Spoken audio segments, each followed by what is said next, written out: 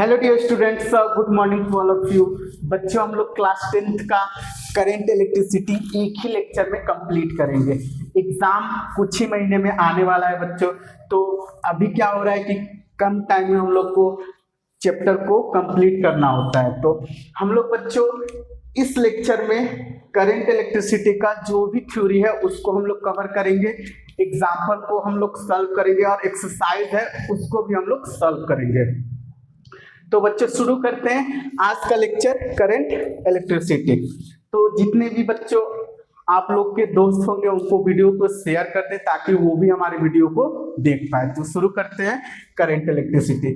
तो देखो बच्चों, करंट इलेक्ट्रिसिटी में जो मेन काम होता है वो होता है चार्ज का, ठीक है, क्योंकि चार्ज के फ्लो को ही हम लोग बोलेंगे करंट। तो सबसे पहले हम लोग समझ लेते हैं चार्ज क्या होता है। ठीक, तो देखो बच्चों, चार्ज जो होता है वो बेसिकली किसी ऑब्जेक्ट का या मैटर का इंटरनल प्रॉपर्टी होता है जिसके वजह से या तो वो इलेक्ट्रिक फोर्स या मैग्नेटिक फोर्स अपने आसपास इंड्यूस करेगा या प्रोड्यूस करेगा। ठीक है, इसका अगर सिंपल एग्जांपल मैं लूं तो देखो बच्चों, ये हो गया हमारे पास ग्लास रड, ठीक है, ये हो गया ग्लास रड। इस ग्लास रड को अगर हम सिल्क क्लॉथ पे रबिंग करेंगे तो देखो बच्चों, इस पे भी चार्ज होंगे और इस पे भी चार्ज होंगे। तो जब रगड़ेंगे तो इस पे आ जाएगा पॉजिटिव चार्ज हो जाएगा ये बॉडी, ठीक है, मीन्स इसमें से इलेक्ट्रॉन्स निकला और ये इलेक्ट्रॉन्स निकल के इसमें आ जाते हैं तो ये हो जाता है निगेटिव चार्ज बॉडी। ठीक है, तो यहाँ पे बच्चों जो चार्ज होता है वो दो टाइप्स का होता है। चार्ज जो पढ़ेंगे हम लोग वो दो टाइप्स का, पहला पॉजिटिव चार्ज और दूसरा निगेटिव चार्ज। ठीक, अगर इसके एग्जाम्पल का बच्चों बात करें तो एग्जाम्पल जो होगा चार्ज का वो हो जाएगा इलेक्ट्रॉन्स और प्रोटॉन्स। ठीक है, तो इलेक्ट्रॉन्स को बच्चों मैं निगेटिव लिखूंगा और प्रोटॉन्स को मैं पॉजिटिव लिखूंगा। ठीक है, और बच्चों एक चीज ध्यान रखना, पॉजिटिव चार्ज एक दूसरे को रिपेल करते हैं। ठीक है, एक दूसरे को रिपेल करते हैं, निगेटिव चार्ज एक दूसरे को रिपेल करते हैं। वही पॉजिटिव निगेटिव चार्ज को बोले तो ये एक दूसरे को अट्रैक्ट करते हैं। ठीक है, तो देखो बच्चों, अगर इस ग्लास रड को किसी कागज के टुकड़े के पास लाएंगे तो ये कागज के टुकड़ा क्या करेगा, अट्रैक्ट करेगा, जो कि हर कोई बचपन में किया हुआ रहता है या सब बच्चे स्कूल के टाइम में ये करते हैं। ठीक है, जैसे पेन को क्या करते हैं, बाल में रबिंग करते हैं और उस पेन को कागज को अट्रैक्ट करते हैं। ठीक है, तो बेसिकली ये होता क्यों है, चार्ज के ट्रांसफर की वजह से। ठीक, तो चार्ज दो टाइप्स के हो गया, पॉजिटिव चार्ज और निगेटिव चार्ज। ठीक, इसका ऐसा यूनिट अगर बच्चों बोला जाए तो ऐसा यूनिट जो होता है वो होता है कूलम। ठीक है, और ये जो होता है वो स्केलर होता है, ध्यान देना बच्चों, इट इज स्केलर। ठीक, तो देखो बच्चों, जब भी न्यूमेरिकल सॉल्व करना है, ठीक है, तो किसी नंबर के बाद में कूलम आ गया तो ये किसको बता रहा है, 5 कूलम चार्ज को बता रहा है। 2 कूलम आ गया तो ये चार्ज को बता रहा है। ध्यान देना, जब भी न्यूमेरिकल सॉल्व करेंगे तो नंबर के आगे कूलम दिया रहता है तो वो किसको इंडिकेट करते हैं, चार्ज को इंडिकेट करते हैं। ठीक है, दूसरा टर्म आता है नेट चार्ज। ठीक है बच्चों, नेट चार्ज, तो मान लो ये हमारे पास कोई ऑब्जेक्ट हो गया। ठीक है, ये हमारे पास कोई ऑब्जेक्ट हो गया। ठीक, अब ये न्यूट्रल होगा तो इसमें जो प्रोटॉन्स होंगे, प्रोटॉन्स मैंने 4 ले लिया, उतने ही नंबर्स का इलेक्ट्रॉन्स भी होंगे। ठीक है, तो इलेक्ट्रॉन्स भी 4 और प्रोटॉन्स भी 4। ठीक है, तो नेट चार्ज जो होता है बच्चों, it is equal to the integral multiple of elementary charge. ठीक है, इंटीग्रल मल्टीपल ऑफ ई होता है।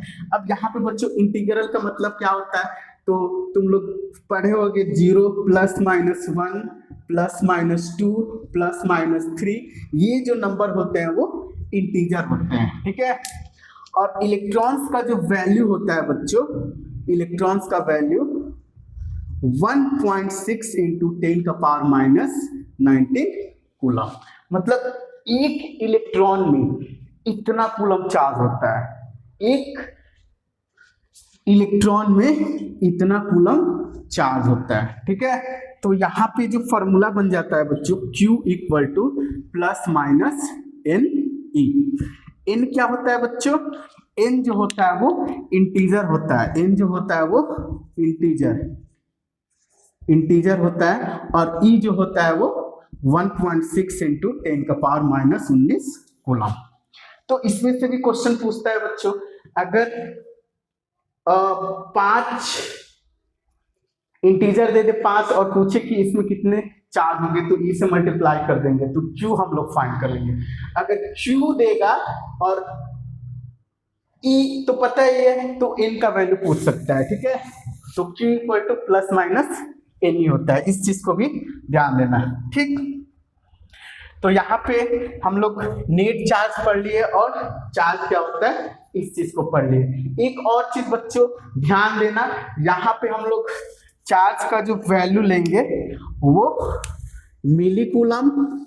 मिलीकूलम का वैल्यू होता है 10⁻³ कूलम, माइक्रोकूलम का वैल्यू होता है 10⁻6 कूलम, और एक होता है नैनोकूलम का वैल्यू होता है 10⁻9 कूलम, ठीक है। इस चीज को बच्चों ध्यान देना, न्यूमेरिकल सॉल्व करने में काम आएगा, ठीक। तो हमारा जो चार्ज होता है वो 2 टाइप्स का होता है, पॉजिटिव चार्ज और नेगेटिव चार्ज, ठीक। अब देखो चार्ज को ही फ्लो कराएंगे, ठीक है। जैसे मान लो ये हमारे पास वायर हो गया, ये हमारे पास वायर हो गया, ठीक। अब ये जो वायर है वो बच्चों मेटेलिक वायर है। कौन सा वायर है, मेटेलिक वायर, ठीक है।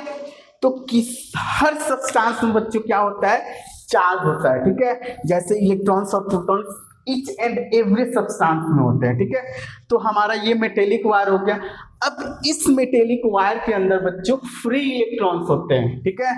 तो मान लेते हैं इसमें जो इलेक्ट्रॉन्स है वो निगेटिव है, इसमें इलेक्ट्रॉन्स जो है वो निगेटिव है, और प्रोटॉन्स जो है वो भी सेम नंबर में होंगे। प्रोटॉन्स को मैं लिख लेता हूं पॉजिटिव,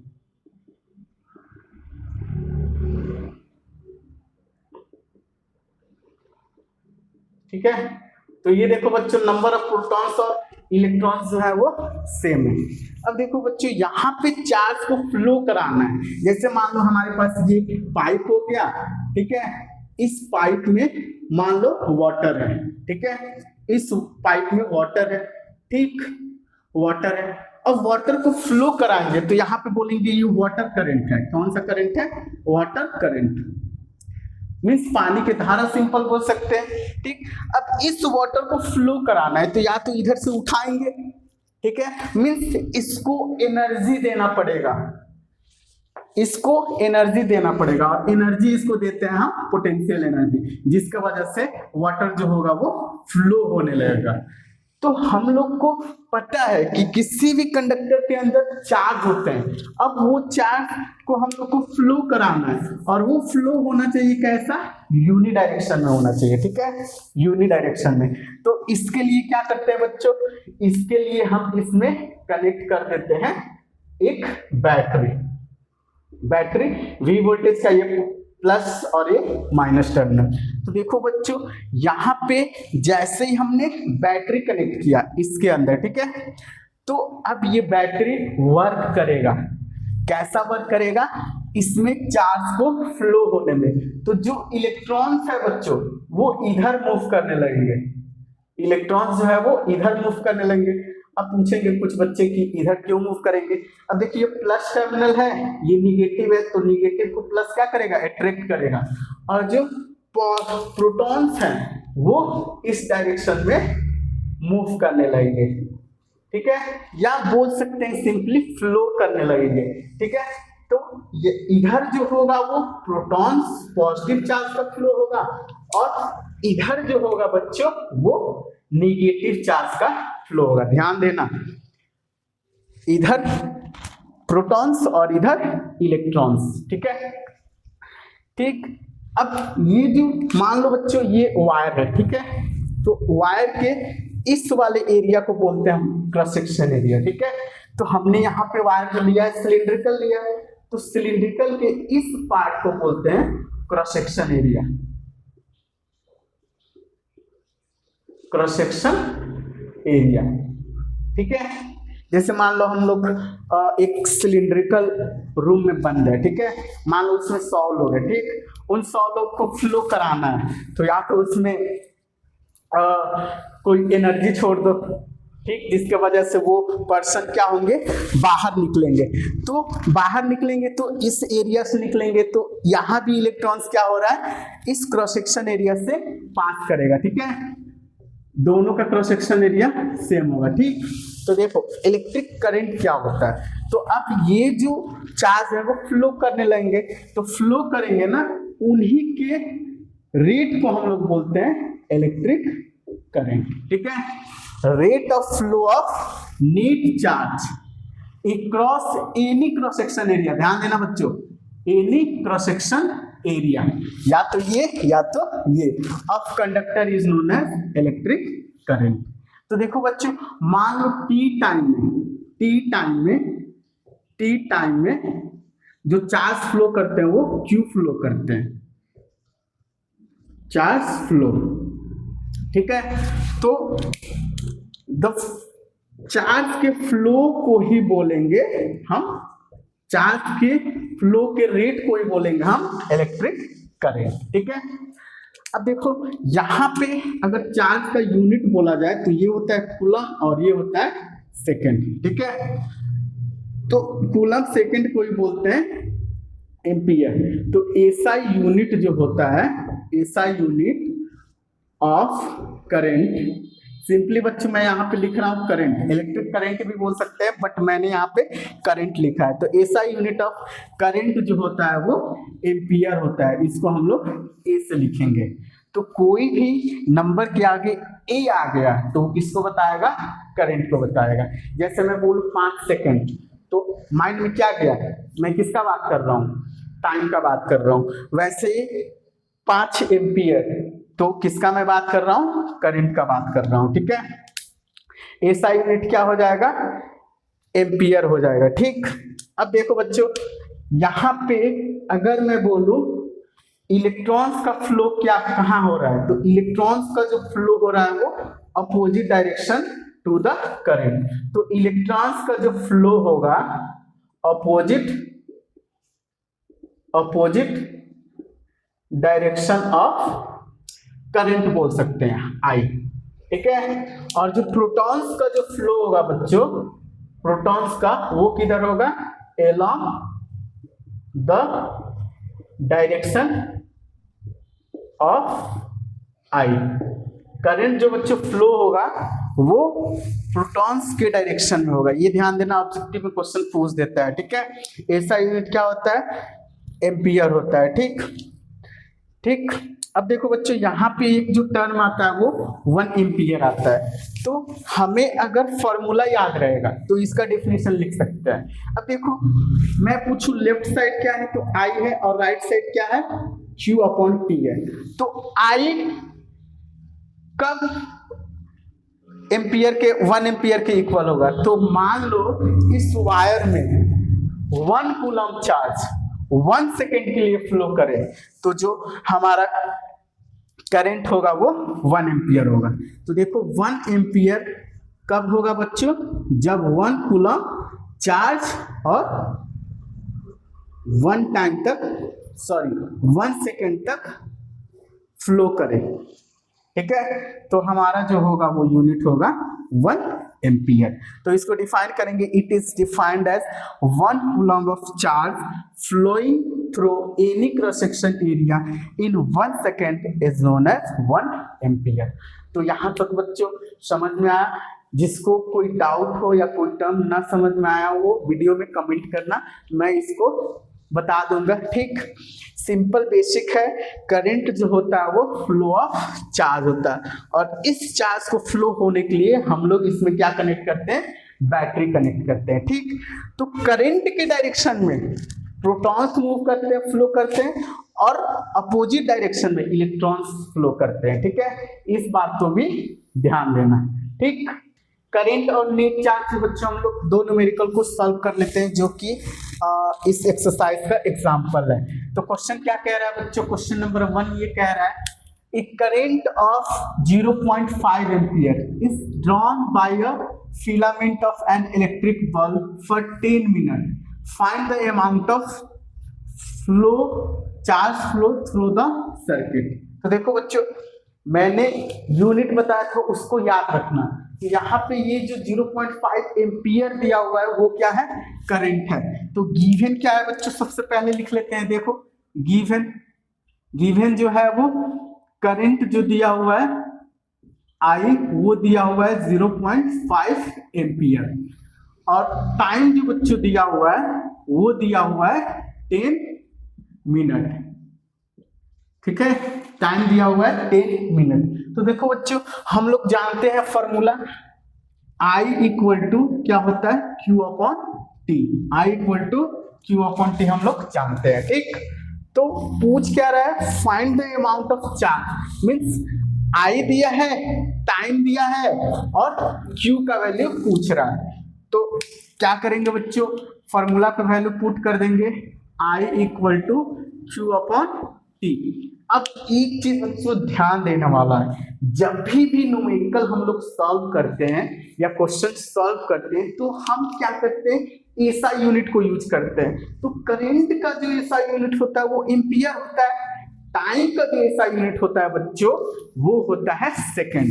तो यहाँ पे हम लोग क्या करेंगे, 10 मिनट को सेकंड में कर लेंगे। तो टाइम इक्वल टू 10 मिनट को सेकंड में करेंगे तो 60 से मल्टीप्लाई कर लेंगे, तो ये हो गया सेकंड। ठीक है, तो आई की जगह रख दो वैल्यू बच्चों 0.5 और Q अपॉन टी के जगह रख दो 10 इंटू 60 600। ठीक है, तो देखो बच्चों Q इक्वल टू आ गया, ये इधर आएगा तो मल्टीप्लाई हो जाएगा, तो 0.5 इंटू 600, तो Q का जो वैल्यू आएगा बच्चों वो आ जाएगा, देखो 6 25 30, ये क्या हो जाएगा 30। ठीक, 1 2 0 1 2, अब देखो डेसिमल 1 पे है तो 1 डेसिमल यहाँ लगा दो, मीन्स 1 0 खत्म कर दो, तो ये हो जाएगा चार्ज का value Q equal to 300 coulomb. तो जब भी वैल्यू बच्चों फाइंड करना है, इसमें से देखो 3 में से 2 दिया रहेगा, तीसरा निकालना है, इसका यूनिट न्यूमेरिकल सॉल्व करने के बाद यूनिट देना ना भूलना। ठीक है, इसका एम्पियर, इसका कूलम और इसका टाइम। ठीक, अब दूसरा क्वेश्चन पे बच्चों आ जाते हैं। ठीक है, शायद दूसरा क्वेश्चन लास्ट ईयर पूछा भी था CBSE बोर्ड ने। ठीक, calculate the number of electrons constituting 1 coulomb of charge. अब देखो बच्चों, यहाँ पे क्या कह रहा है ना क्वेश्चन में कि नंबर ऑफ इलेक्ट्रॉन्स हम लोग को कैलकुलेट करना है, कब, जब 1 कूलम में कितना नंबर ऑफ इलेक्ट्रॉन्स होंगे। तो देखो बच्चों, यहाँ पे बच्चे कंफ्यूज हो जाते हैं कि कुछ दिया नहीं है, दिया है E इक्वल टू कितना दिया है बच्चों, हम लोग जानते हैं 1.6 इंटू 10 का पावर माइनस 19। Q पूछ रहा है, अब देखो नंबर ऑफ इलेक्ट्रॉन्स कौन से, 1 कूलम। ठीक है, Q का वैल्यू दिया हुआ है 1 कूलम, तो N पूछ रहा है क्या होगा। तो मैंने जो फॉर्मूला बताया था Q equal two plus minus NE। ठीक, प्लस माइनस NE, तो यहाँ पे ये फॉर्मूला यूज करेंगे तो Q इक्वल टू क्या हो जाएगा, NE। अब देखो बच्चों, हम वैल्यू को पुट करेंगे। ठीक, E की जगह लिखो N इंटू 1.6 इंटू 10 का पावर माइनस 19 कूलम। ठीक है, Q के जगह रख दो 1। तो यहाँ से बच्चों एन का जो वैल्यू आएगा वो 1/1.6 इंटू 10⁻⁻19 कूलम। अब यहाँ पे क्या करना होता है, कैलकुलेशन करना होता है, तो कुछ बच्चे कैलकुलेशन नहीं कर पाते हैं, तो ये जो पावर नीचे है ना वो ऊपर आएगा तो कितना हो जाएगा, प्लस में हो जाएगा, तो n इक्वल टू हो जाएगा, ये देखो 1/1.6 इंटू 10⁻19 ऊपर हो जाएगा। ठीक है, अब देखो 1/1.6 क्या होगा, ठीक, तो ऊपर 0 यहाँ लगा देंगे तो ये हट जाएगा। ठीक है, अब देखो, अब कैलकुलेट करो, तो यहाँ पे एक और 0 लगाएंगे तो डेसिमल ले लेंगे, डेसिमल लेंगे 0 पॉइंट, अब देखो 16×5 क्या होता है, 90 होता है, 16×5 90। ठीक, 16×5 90, फिर बचा 10,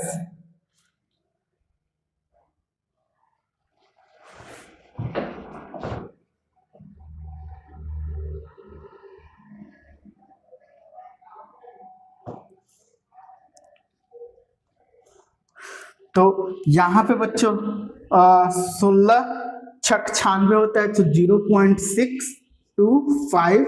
अब देखो यहाँ पे 10⁻19 हो जाएगा इंटू 90 हो जाएगा। तो देखो अगर मैं इस डेसिमल को यहाँ पे लाता हूँ, इस डेसिमल को मैं यहाँ पे लाता हूँ, तो एक जो है वो पावर कम हो जाएगा, तो वैल्यू जो हो जाएगा वो n equal to 6.25 into 10⁻18 electrons. तो देखो एक कूलम में इतना इलेक्ट्रॉन्स होते हैं। ठीक है, तो इस क्वेश्चन पे बच्चों ध्यान देना और प्रैक्टिस कर लेना। नेक्स्ट आता है बच्चों इलेक्ट्रिक सर्किट। तो जब भी हम लोग चार्ज को फ्लो कराते हैं तो किस सर्किट में फ्लो कराते हैं, तो सर्किट देखो बच्चों जो होता है वो क्लोज पाथ होता है। ठीक है, जिसमें हमारा एमीटर लगा हुआ रहता है, वोल्ट मीटर रहता है, बल्ब रहता है, बैटरी रहता है, क्लोज स्विच रहता है। ठीक है, या ओपन स्विच भी रहता है। ठीक, तो देखो ये जो है बच्चों वो है वायर। ठीक, इसका अगर डिफिनीशन देखा जाए तो इट इज क्लोज पाथ होता है। ध्यान देना बच्चों, जो भी सर्किट होता है वो अगर सर्किट कंप्लीट है तो वो क्लोज पाथ होगा along with an electric current flow, जिसके पास क्या होता है, करंट फ्लो होता है। ठीक, इसको बोलते हैं बच्चों, ये क्या है, ये जो है वो सेल है, सेल के कॉम्बिनेशन को बैटरी बोलते हैं। ठीक है, ये जो है बच्चों वायर है, ये क्लोज स्विच है, क्लोज, ये ओपन स्विच है। ठीक है, ये देखो बच्चों बल्ब है, बल्ब का सिंबल, ये जो है वो एमीटर है, प्लस माइनस। एमीटर जो होता है बच्चों डिवाइस होता है जो किसी सर्किट में सीरीज में कनेक्ट करते हैं और ये इस सर्किट का करंट मेजर करता है। ठीक है, ध्यान देना, एमीटर जो होता है वो डिवाइस होता है जो करंट इसको मेजर करता है, करंट को। ठीक है, ये जो है वो वोल्ट मीटर है। वोल्ट मीटर क्या होता है बच्चों, किसी सर्किट में किसी भी इक्विपमेंट को हम लोग वोल्टेज उसका मेजर करना है तो उसको हम लोग पैरेलल में लगाते हैं। ध्यान देना, इसको बच्चों हम लोग पैरेलल में यूज करते हैं, पैरेलल में यूज करते हैं। ठीक है, ये होता है बच्चों रेजिस्टेंस, जो कि आगे हम लोग पढ़ेंगे। ठीक है, और ये जो होता है वो ज्वाइंट वायर, ये क्या है, ज्वाइंट वायर है। ठीक है, इस पॉइंट पे क्या हुआ है, दो वायर कनेक्ट हो गए। तो यहां तक बच्चों पिक्चर क्लियर हो गया, कैसे हमने करंट पढ़ा, करंट फ्लो होता है वो किसी सर्किट में होता है और सर्किट में क्या क्या इक्विपमेंट होता है, इस चीज को हम लोग समझ लिए।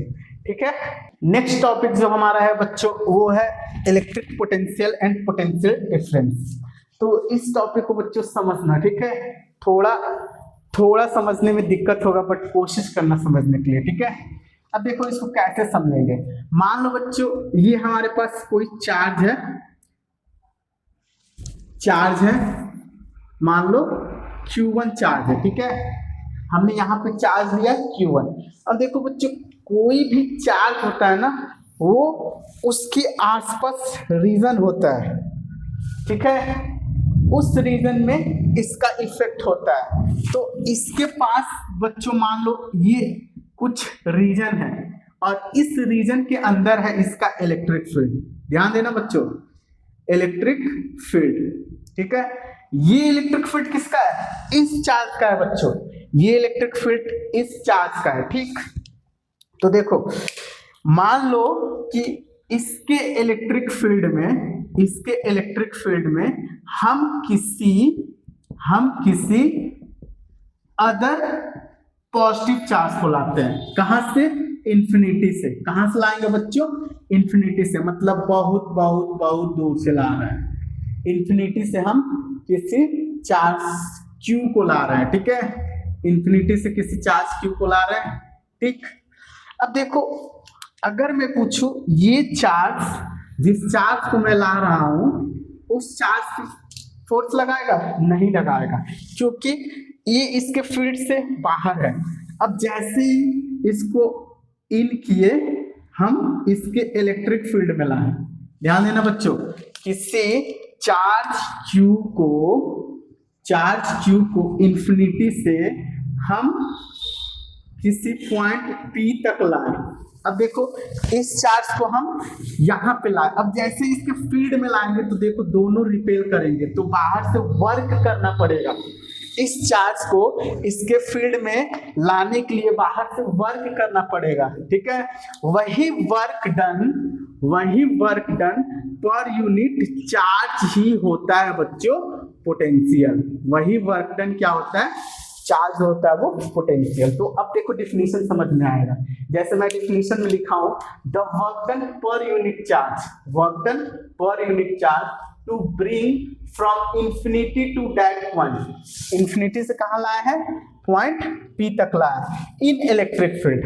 अब ध्यान देना बच्चों, हम इस चार्ज के इलेक्ट्रिक फील्ड में इस चार्ज को लाने में जो वर्क करेंगे उसी को बोलेंगे work done per unit charge is known as potential.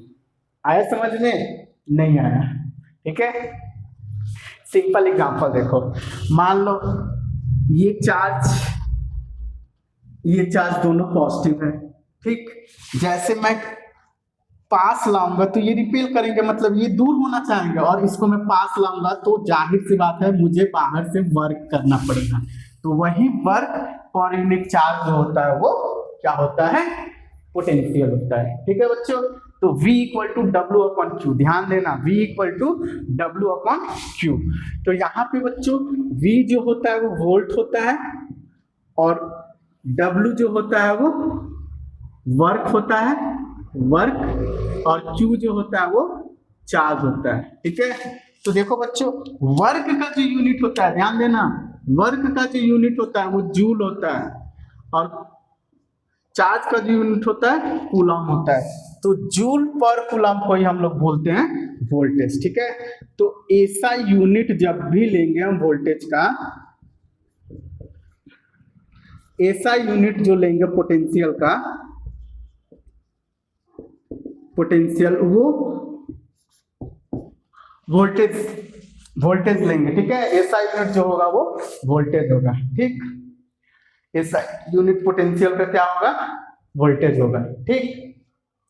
ये भी बच्चों स्केलर क्वांटिटी होता है, इट इज स्केलर, ठीक है। तो work done per unit charge is known as potential. Simple बच्चा को अगर फॉर्मूला याद है, डिफिनेशन नहीं याद है, तो यहां से लिख सकता है, work done per unit charge to bring from infinity to that point in electric field. अब देखो, इस चार्ज के इलेक्ट्रिक फील्ड में इस चार्ज को ला रहे हैं, तो जिस चार्ज को ला रहे हैं उससे डिवाइड करते हैं, ठीक है। आया समझ में? नेक्स्ट टॉपिक आता है बच्चों पोटेंशियल डिफरेंस, ठीक है। तो मान लो ये है हमारे पास इलेक्ट्रिक फील्ड, ये है क्या हमारे पास? इलेक्ट्रिक फील्ड, ठीक। किसी चार्ज के कारण होगा इलेक्ट्रिक फील्ड। अब इस इलेक्ट्रिक फील्ड में मान लो मैं यहां से किसी चार्ज को लाता हूं यहाँ पे, यहाँ से तो इंफिनिटी से पॉइंट P तक लाया। अब इस इलेक्ट्रिक फील्ड में मान लो मैं पॉइंट P से लाया Q तक, तो यहाँ पे जो पोटेंशियल होगा V Q minus V P equal to W। अब इसमें भी W वर्क करना पड़ेगा। जब भी हम लोग इसके इलेक्ट्रिक फील्ड में चार्ज को कहीं भी मूव कराएंगे ना, तो बाहर से वर्क करना पड़ेगा, ठीक है।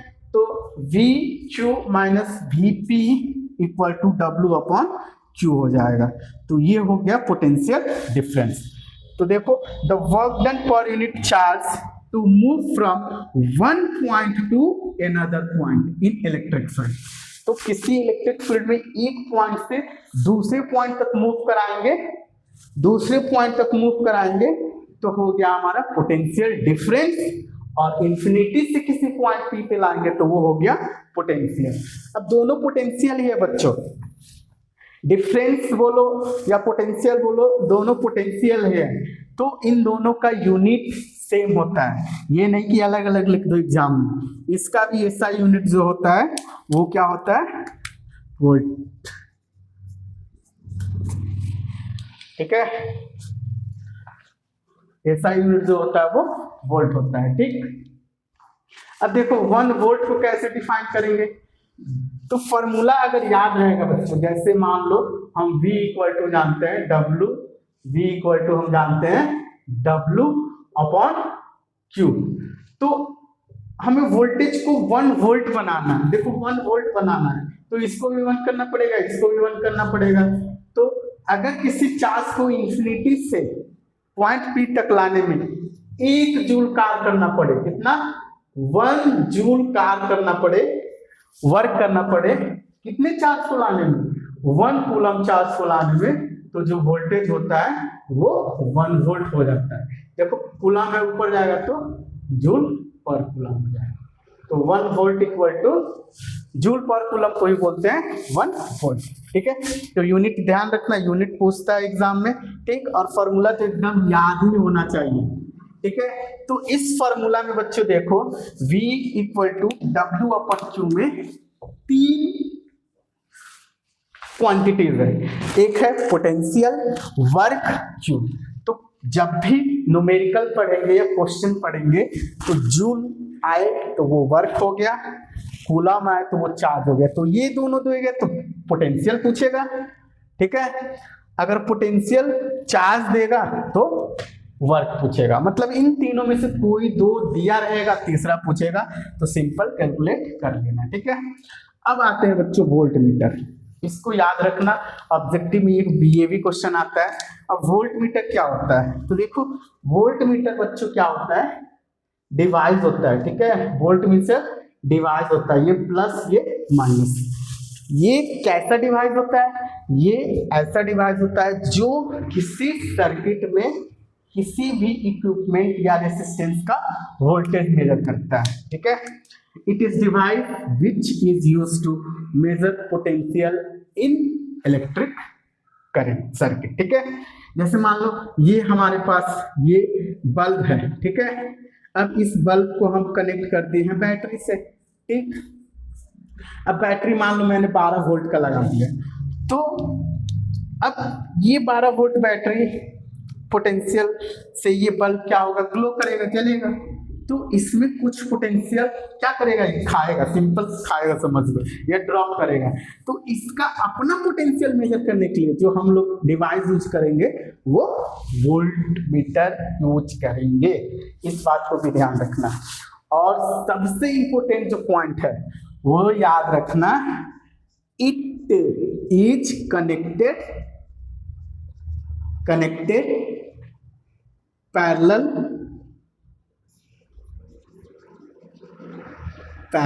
It is connected in parallel, ठीक है। ये हमेशा पैरेलल में कनेक्ट होता है, इस बात को ध्यान रखना, okay. Volt meter voltage measure करता है और ये पैरेलल कनेक्ट होता है, ठीक है।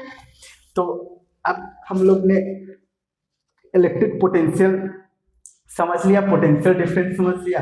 अब ये फॉर्मूला बच्चों याद रखना, और इस फॉर्मूला पे हम लोग कुछ क्वेश्चन को सॉल्व करते हैं। ठीक है, हमने बच्चों पोटेंशियल पढ़ा और पोटेंशियल डिफरेंस, उस पे हम लोग एक क्वेश्चन को सॉल्व करते हैं बच्चों। उसके बाद से इस चैप्टर का इंपॉर्टेंट टॉपिक ओम्स लॉ को हम लोग समझेंगे। ओम्स लॉ जो होता है बच्चों वो इंपॉर्टेंट होता है और ये एग्जाम में आता है। ठीक है, तो ध्यान देना इस टॉपिक को।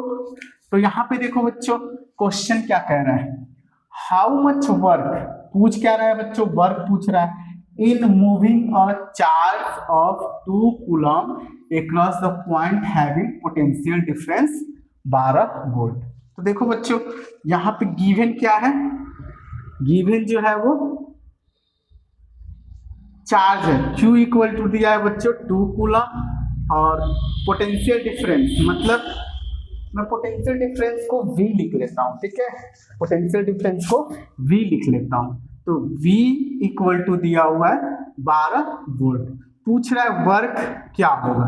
तो देखो बच्चों मैं क्या बताया तुम लोग को कि जो फॉर्मूला होता है V equal to W upon Q, V equal to क्या होता है W अपॉन क्यू। तो इन तीन में से कोई दो देगा, ठीक है, और तीसरा पूछेगा। तो देखो वर्क पूछ रहा है, वोल्टेज और चार्ज दिया है, तो फॉर्मूला पे रख देंगे। फॉर्मूला पे रखेंगे तो ये हो जाएगा हमारा V equal to W upon Q, W upon Q. V के जगह रख दो 12 और W के जगह कितना रखेंगे, W फाइंड करना है और Q के जगह रखेंगे 2 कूलम। ठीक है, तो W इक्वल टू आ गया बच्चों 12 इंटू 2 24। अब वर्क का जो यूनिट होता है बच्चों वो जूल होता है। ध्यान देना बच्चों, जब भी न्यूमेरिकल सॉल्व करना है तो उसमें ध्यान देना है कि कैलकुलेशन करते टाइम इंड में हमारा यूनिट सही लिखा होना चाहिए। ठीक है, तो बेसिक इसमें से जब भी क्वेश्चन पूछेगा तो ये तीन में से दो कोई देगा, put the value find the answer. Okay, अब आते हैं बच्चों ओम्स लॉ पे। ठीक है, ओम्स लॉ क्या कहता है। ठीक, देखो बच्चों ओम्स जो थे वो साइंटिस्ट थे, ठीक है, जिन्होंने अपना लॉ दिया जिसको बोलते हैं हम ओम्स लॉ। इन्होंने बेसिकली किया क्या, अब देखो इन्होंने क्या किया, इन्होंने एक वायर लिया, ठीक है, एक वायर लिया, ठीक है, इस वायर को कनेक्ट कर दिया बैटरी से। किससे कनेक्ट किया, बैटरी से। अब ध्यान देना बच्चों, यहाँ पे जो बैटरी था ना वो वेरिएबल पोटेंशियल का था, मतलब इसका जो वोल्टेज था वो अलग अलग तरह से लिए। कभी लिए इन्होंने 4 वोल्ट, कभी लिए 6 वोल्ट, कभी लिए 8 वोल्ट। ठीक है, मतलब यहाँ पे वोल्टेज का वेरिएशन अलग अलग कर रहे थे। ठीक है, तो जाहिर सी बात है इस सर्किट में हम पोटेंशियल लगाएंगे तो इसके अक्रॉस क्या फ्लो होगा, करंट फ्लो होगा। समझना बच्चों, इस सर्किट में क्या होगा, करंट फ्लो होगा, जिसका डायरेक्शन इधर से इधर होगा। ओके, अब देखो अब समझने वाली बात क्या है। ठीक, तो अगर मान लो बच्चों फर्स्ट केस में मैंने 4 वोल्ट का बैटरी लगाया, अब ये नहीं लगा रहा हूं, पहला केस में 4 वोल्ट का बैटरी लगाया। ठीक, तो अब 4 वोल्ट मैंने बैटरी लगाया तो करंट मेजर किया, तो इसका पोटेंशियल मान लेते हैं V है, तो कुछ करंट आया, 4 वोल्ट से हमने करंट फाइंड किया तो कुछ आया। ठीक है, करंट फाइंड करने के लिए इन्होंने क्या लगाया था, एमीटर लगाया था। ठीक है, करंट को फाइंड करने के लिए इन्होंने एमीटर लगाया था जो कि सीरीज में होगा। फिर उन्होंने क्या किया, 6 वोल्ट को लगाया यहाँ पे, फिर से देखा करंट का मेजरमेंट किया, फिर 8 वोल्ट लगाया।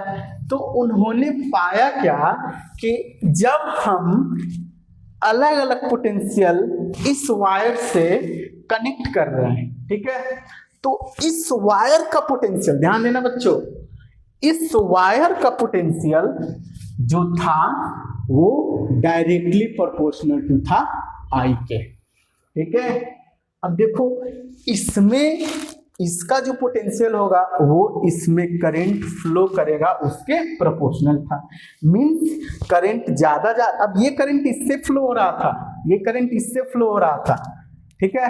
तो इस करंट के अकॉर्डिंग इसमें जो वोल्टेज था वो डायरेक्टली प्रोपोर्शनल टू आई था। अब प्रोपोर्शनलिटी हटाया उन्होंने तो एक कांस्टेंट टर्म लिया आर आई, ठीक है। तो आर को लिख लेंगे V अपॉन आई। यहाँ पे जो R टर्म होता है ना बच्चों वो होता है रेसिस्टेंस। R जो होता है बच्चों रेसिस्टेंस होता है, रेसिस्टेंस होता है। V क्या है? वोल्टेज है और I क्या है? करंट है। अब इस एक्सपेरिमेंट को किया तो उन्होंने क्या किया, टेम्परेचर को कांस्टेंट रखा, टेम्परेचर कांस्टेंट रखा। टेम्परेचर कांस्टेंट इसलिए रखा बच्चों क्योंकि अगर कांस्टेंट टेम्परेचर ना रहे तो ये जो वेरिएशन होगा वो अलग अलग आएगा। तो एक पर्टिकुलर टेम्परेचर पे किया, ठीक है। अब स्टेटमेंट समझ में आएगा। देखो ओम्स लॉ क्या कहता है, it is state that the potential difference across the conducting wire, the potential difference across the conducting wire is directly proportional to current flowing through it, current flowing through it, ठीक है। तो proportionality को हम लोग लेते हैं R equal to V upon I, ठीक है। तो देखो ये रेसिस्टेंस जो होता है वो ratio of voltage to the current होता है। देखो अगर उन्होंने पोटेंशियल लिया, ठीक है, करंट अलग अलग फ्लो किया, मान लो ये 2 एम्पियर, ये 4 एम्पियर, ये 6 एम्पियर। तो उन्होंने देखा कि उसके अक्रॉस जो पोटेंशियल था वो था 4 वोल्ट, 6 वोल्ट और 8 वोल्ट, ठीक है। ओके, तो ये देखो ये दोनों पॉइंट कहाँ पे मिलेंगे, यहाँ पे मिलेंगे। ये दोनों पॉइंट कहाँ पे मिलेंगे, यहाँ पे मिलेंगे, और ये दोनों पॉइंट यहाँ पे मिलेंगे, ठीक है। तो इससे पॉइंट से हम लाइन ड्रॉ करेंगे तो देखो ये हो गया वोल्टेज और ये हो गया करंट। तो V अपॉन आई जो होता है बेसिकली क्या होता है, स्लोप होता है या tan थीटा। तो यहाँ पे मैं लिख सकता हूँ tan थीटा ही होगा R, और R का जो वैल्यू होगा वो V अपॉन आई होगा, जो कि क्या होगा, कांस्टेंट होगा, जो कि होगा कांस्टेंट, ठीक है। तो यहाँ पे अगर हमें R फाइंड करना है तो देखो इसके अक्रॉस ले लो R equal to V upon I. यहाँ 8 वोल्ट ले लो, यहाँ पे 8 वोल्ट और यहाँ पे 12 वोल्ट, यहाँ पे 8 वोल्ट ले लो और यहाँ पे 12 वोल्ट, ठीक है। तो यहाँ पे R इक्वल टू हो जाएगा 4/2 करेंगे तो हो जाएगा हमारा 2 ओम।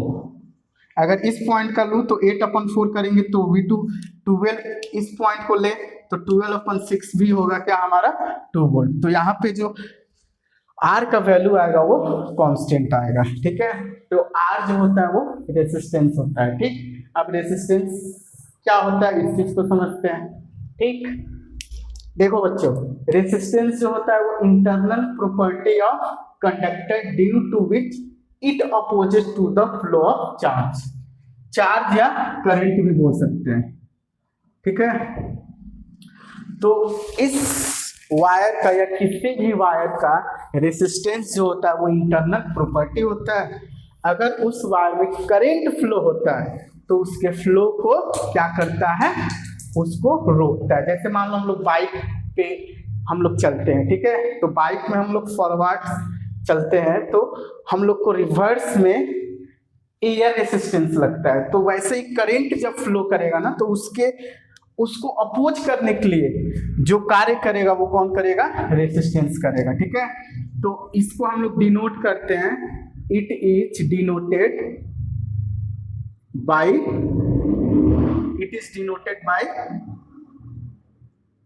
R, ठीक है, इसको हम लोग आर से डिनोट करते हैं। और एसआई यूनिट बच्चों होता है, ध्यान देना, एसआई यूनिट जो होता है वो ओम होता है। ठीक है, अपने नाम पे इसका एसआई यूनिट रखा।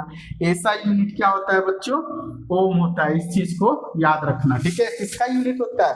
ये रेसिस्टेंस का यूनिट होता है। तो किसी सर्किट में अगर 5 ओम दिया है तो उसका क्या बताएगा? उसका रेसिस्टेंस बताएगा। ठीक है, 2 ओम दिया है, 2 ओम भी क्या बताएगा? रेसिस्टेंस बताएगा। ठीक, तो ऐसा यूनिट क्या हो गया? ओम हो गया। तो R equal to V upon I याद रखना। एक और चीज याद रखना बच्चों, R जो होता है वो कांस्टेंट टर्म होता है, ना ही V पे डिपेंड करेगा ना ही I पे डिपेंड करेगा, ये अदर फैक्टर पे डिपेंड करेगा, जो कि हम लोग अभी इसको समझेंगे। ठीक है, तो R ना ही V पे डिपेंड करता है ना ही I पे डिपेंड करता है। रेसिस्टेंस जो बच्चों होगा वो डिपेंड्स करेगा, इट इज डिपेंड्स ऑन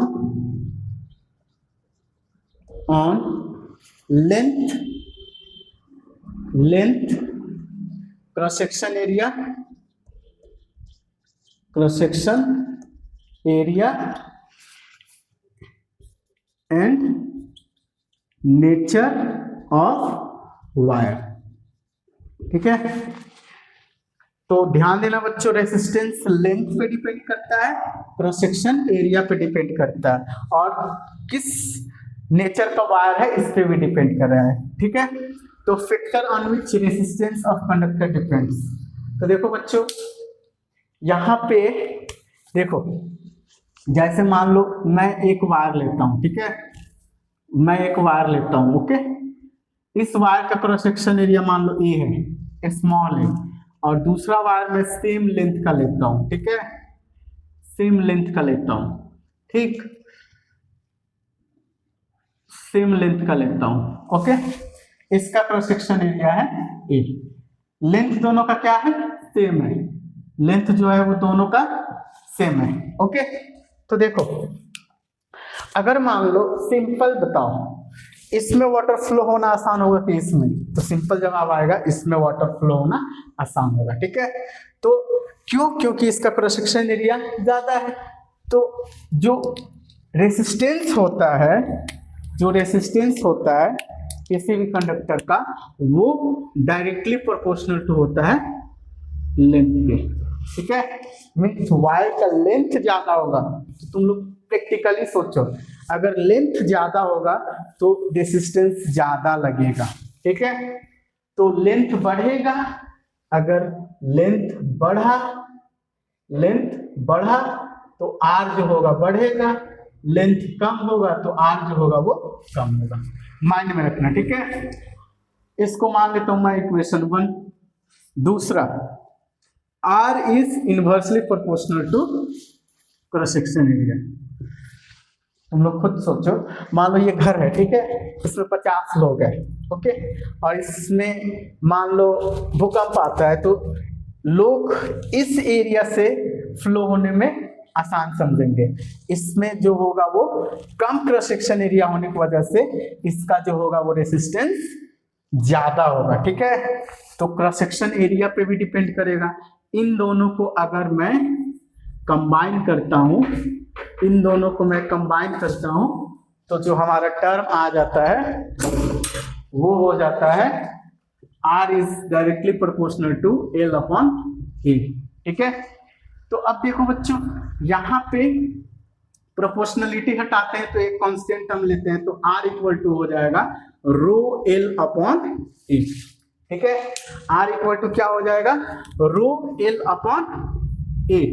रो को बोलते हैं बच्चों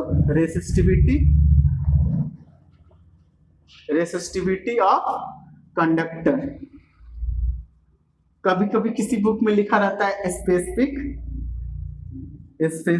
रेसिस्टेंस। ठीक है, तो ध्यान देना, अगर एरिया बढ़ाएंगे तो इन्वर्सली का मतलब होता है रेसिस्टेंस कम होगा, एरिया घटाएंगे तो रेसिस्टेंस बढ़ेगा। ठीक है, तो देखो एरिया इसमें ज्यादा है तो इसका रेसिस्टेंस कम होगा। ओके, तो R equal to rho L upon A। अगर मैं इस इक्वेशन को रो के टर्म में लिखूं तो देखो ये जो A है वो इधर आ जाएगा, तो ये हो जाएगा R A, और ये जो लेंथ है इधर आएगा तो अपॉन L हो जाएगा। तो रो इक्वल टू क्या हो गया, RA अपॉन L। ठीक, यूनिट का बात करें तो एरिया को किस में लिखते हैं, मीटर स्क्वायर में। तो इसका जो यूनिट होगा, इसका जो यूनिट होगा SI यूनिट, ध्यान देना SI यूनिट जो होगा वो ओम मीटर होगा। इस चीज को ध्यान देना, किसी नंबर के आगे ओम मीटर रहेगा तो वो किसको डिनोट करेगा, रेसिस्टिविटी को। अब देखो फॉर्मूला से ही इसको हम लोग डिफाइन कर सकते हैं, रेसिस्टिविटी होता क्या है। तो देखो रेसिस्टिविटी रेसिस्टेंस होगा, कब होगा, जब एरिया 1 हो और लेंथ 1 हो। तो डिफिनीशन यहीं से हम लोग लिख सकते हैं, रेसिस्टिविटी ऑफ कंडक्टर क्या होता है, it is resistance when the length of conductor is 1 metre and cross section area is 1 centimetre. तो देखो रेसिस्टिविटी जो होता है वो रेसिस्टेंस होता है कब, जब वायर का एरिया 1 मीटर स्क्वायर और लेंथ 1 मीटर हो। ठीक है, ऐसा यूनिट याद रखना ओम मीटर होता है। ठीक, अब देखो ये किस पे डिपेंड करेगा, ठीक, तो it depends on nature of substance, ये नेचर ऑफ सब्सटेंस। ठीक है, अगर मान लो ये वायर कॉपर का है और ये भी वायर कॉपर का है, तो इन दोनों वायर का रेसिस्टेंस अलग अलग होगा। क्यों, क्योंकि लेंथ और क्रॉस सेक्शन एरिया पे रेसिस्टेंस डिपेंड करता है। बट अगर मैं रेसिस्टिविटी का बात करूं तो रेसिस्टिविटी जो होगा वो सेम होगा, रो जो होगा वो सेम होगा, बट डिफरेंट क्या होगा बताओ, रेसिस्टेंस होगा। तो रेसिस्टिविटी सिर्फ मटेरियल पे डिपेंड करता है या कंडक्टर के नेचर पे डिपेंड करेगा। ठीक है, तो यहाँ पे ध्यान देना, रेसिस्टिविटी पे ध्यान देना, चाहे वायर पतला हो मोटा हो कैसा भी हो उसका रेसिस्टिविटी सेम होगा। रेसिस्टिविटी उसके शेप साइज पे डिपेंड नहीं करेगा, जो डिपेंड करेगा वो सिर्फ किस पे करेगा, रेसिस्टेंस करेगा। ठीक है, अब यहाँ पे जानते होगे एक कंडक्टर क्या होता है, डेफिनेशन तो पता ही होगा। दूसरा होता है इंसुलेटर। ठीक है, तो कंडक्टर का जो रेसिस्टेंस होता है, मान लो मैं कंडक्टर का रेसिस्टिविटी लिखूं तो रो से लिख रहा हूं कंडक्टर का, और इसका इंसुलेटर का लिख रहा हूं आई। तो रेसिस्टिविटी मीन्स इसका रेसिस्टेंस क्या होगा, कम होगा, और इसका रेसिस्टेंस ज्यादा होगा। अगर इसका एग्जांपल का मैं बात करूं तो इंसुलेटर का एग्जांपल क्या हो जाएगा, वुड, रबर, प्लास्टिक। इसका रेसिस्टिविटी बहुत ज्यादा होता है। ठीक है, मीन्स रेसिस्टेंस भी ज्यादा होगा और इसका रेसिस्टिविटी कम। एग्जांपल का अगर बात करूं तो CuAg। ठीक है, तो ये रहा हमारा रेसिस्टेंस और रेसिस्टिविटी। तो दो फॉर्मूला याद करना है, एक ये फॉर्मूला रट जाना है, ठीक है, एक ये फॉर्मूला रट जाना है, और दूसरा फॉर्मूला हमारा रेसिस्टिविटी का ये। तो अब दोनों फॉर्मूला को यूज कैसे करेंगे, बहुत सारे बच्चे कंफ्यूजन में रहते हैं कि सर फॉर्मूला को यूज कैसे करें। तो देखो इस फॉर्मूला में देखोगे तो रेसिस्टेंस कब फाइंड करेंगे, जब वोल्टेज और करंट दिया है। तो जब क्वेश्चन में मेंशन करे वोल्टेज और करंट को तो रेसिस्टेंस फाइंड करना, और वही अगर मेंशन कर दिया लेंथ का और एरिया का तो फाइंड करना इस फॉर्मूला को यूज करके। तो लेंथ एरिया दिया रहे तो रेसिस्टिविटी वाला फॉर्मूला लगाना, और वोल्टेज करंट दिया रहे तो रेसिस्टेंस वाला लगाना। ठीक है, रेसिस्टेंस रेसिस्टिविटी पढ़ने के बाद से बच्चों हम लोग एक्सरसाइज पे एग्जाम्पल को सॉल्व करेंगे, क्वेश्चन नंबर 3, 4, 5 और 6 क्वेश्चन को। ठीक है, तो यहाँ पे बच्चों क्वेश्चन नंबर 3 दिया हुआ है, how much current will an electric bulb drawn from A 220 volt source if the resistance of bulb filament is 1200 ओम। ठीक है। दूसरा क्वेश्चन कह रहा है बच्चों, how much current will an electric heater coil draw from 220 volt source if the resistance of heater coil is 100 ओम। ठीक है। तो दोनों बच्चों यहाँ पे क्वेश्चन सिमिलर है, एक क्वेश्चन को मैं कर दे रहा हूं और दूसरा क्वेश्चन को तुम सब सॉल्व करके कमेंट करना। ठीक है, कितना आंसर आया। ओके, तो यहाँ पे बच्चों सबसे पहले लिखेंगे गिवन क्या है। गिवन क्या है, तो देखो बच्चों यहाँ पे जो वोल्टेज है वो है 220 वोल्ट। ओके, और रेसिस्टेंस जो है वो 1200 ओम। ओके, तो देखो बच्चों यहाँ पे जो फॉर्मूला यूज करेंगे R equal to V upon I use करेंगे, R equal to V upon I. तो इस फॉर्मूला से हम लोग I इक्वल टू लिख लेंगे V अपॉन R। तो यहाँ पे I इक्वल टू हो जाएगा बच्चों V अपॉन R। ठीक, I equal to V upon R। अगर हम लोग रखेंगे यहाँ पे वैल्यू 2200 अपॉन 1200। ओके, एक जीरो से एक जीरो कैंसिल आउट हो गया। यहाँ पे देखो लिखेंगे इसको 22120, यहाँ जीरो है तो जीरो हटाएंगे तो यहाँ पॉइंट लगा ले रहा हूँ। अगर इसको हम लोग सॉल्व करेंगे तो 0.18 एम्पियर बच्चों करंट आ जाएगा। ठीक है, ये रहा करंट। इसको फिगर से समझ लेते हैं। जैसे मान लेते हैं ये बल्ब है और इस बल्ब में हमने अप्लाई कर दिया वोल्टेज 220 वोल्ट और इसका जो रेसिस्टेंस है वो 1200 ओम। तो इसमें करंट हम लोग ने फाइंड किया। ओके, अब देखते हैं बच्चों क्वेश्चन नंबर 4 क्या कह रहा है बच्चों, the potential difference between the terminal of electric heater is 60 volt. कोई हीटर है बच्चों, उसका पोटेंशियल डिफरेंस टर्मिनल का दिया है, ध्यान देना, उसका अपना पोटेंशियल डिफरेंस दिया है। When it is draw a current 4 ampere, जब उसमें 4 एम्पियर करंट फ्लो कराते हैं from the source, what current will be the heater. तो हीटर का करंट क्या होगा। ठीक, if the potential difference increase to 120, तो देखो उसका अपना पोटेंशियल इतना है बच्चों, ठीक, और करंट इतना। अगर उसमें हम 120 वोल्ट पोटेंशियल अप्लाई करेंगे तो उसका करंट कितना होगा। तो इसको पिक्चर से समझते हैं। देखो जैसे मान लो ये बच्चों हीटर हो गया, इस हीटर में करंट फ्लो हो रहा है I equal to 4 ampere. Okay, I equal to कितना फ्लो हो रहा है 4 एम्पियर। ओके, इसका जो टर्मिनल वोल्टेज है वो 60 वोल्ट है। इसका जो टर्मिनल वोल्टेज है मतलब यहाँ के बीच जो वोल्टेज है, तो अभी हम बैटरी नहीं लगा रहे हैं, इसका अपना वोल्टेज लिख रहे हैं, वो है वोल्टेज इक्वल टू कितना है 60 वोल्ट। ठीक है, 60 वोल्ट है। ठीक, तो यहाँ पे देखो बच्चों इसका रेसिस्टेंस अपना फाइंड कर लेंगे। तो गिवन जो है वो क्या है, I equal to 4 ampere and voltage equal to 60 volt. ठीक, अब यहां से हम लोग क्या बच्चों निकालेंगे, इसका अपना रेसिस्टेंस निकाल लेंगे। तो R इक्वल टू क्या हो जाएगा V अपॉन आई। वोल्टेज है 60 और I है 4, तो ये बच्चों हो जाएगा 15 ओम। रेसिस्टेंस कितना हो जाएगा 15 ओम। अब देखो बच्चों इसका अपना रेसिस्टेंस निकल गया R इक्वल टू 15 ओम। अब इसका रेसिस्टेंस निकल गया और इसमें करंट इतना फ्लो कराएंगे तो वोल्टेज इतना था।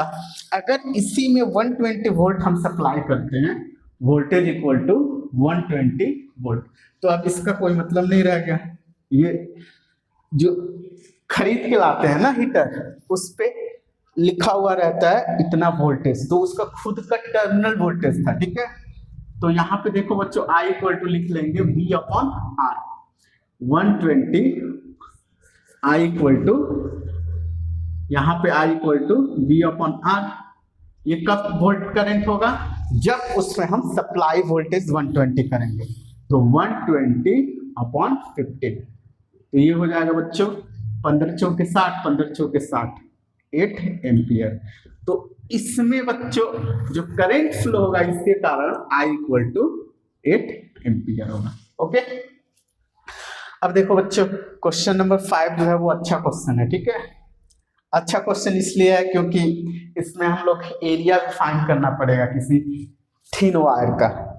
ये देखो वायर का रेडियस दिया हुआ है। ठीक, तो क्वेश्चन है बच्चों resistance of metallic wire of length 1 metre is 26 ohm at 20 degree Celsius. यहाँ पे देखो बच्चों 20 डिग्री सेल्सियस दिया हुआ है टेम्परेचर, बट यहाँ पे टेम्परेचर फॉर्मूला में नहीं होता है, तो इसका कोई मतलब नहीं है। एट कांस्टेंट टेम्परेचर पे जो कुछ भी दिया है। If the diameter of wire is 0.3 millimetre, what will be the resistivity of metal. ठीक है, तो देखो बच्चों लेंथ दिया है, क्या दिया है, लेंथ दिया है और डायमीटर दिया है, तो एरिया निकाल सकते हैं। तो इसमें जो फॉर्मूला यूज करेंगे R equal to rho L upon A, इसे फॉर्मूला को लिख लेंगे rho equal to R A upon L. ठीक, अब क्वेश्चन के अकॉर्डिंग गिवन लिखते हैं।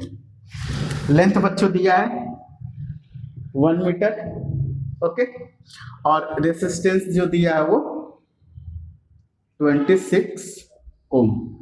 अब देखो बच्चों जो रेडियस दिया है, रेडियस दिया है, डायमीटर दिया है, तो डायमीटर रेडियस इक्वल टू होता है डायमीटर अपॉन 2, तो ये हो जाएगा 0.3 मिलीमीटर को लिख लेंगे 0.3 इंटू 10 का पावर -3 अपॉन 2।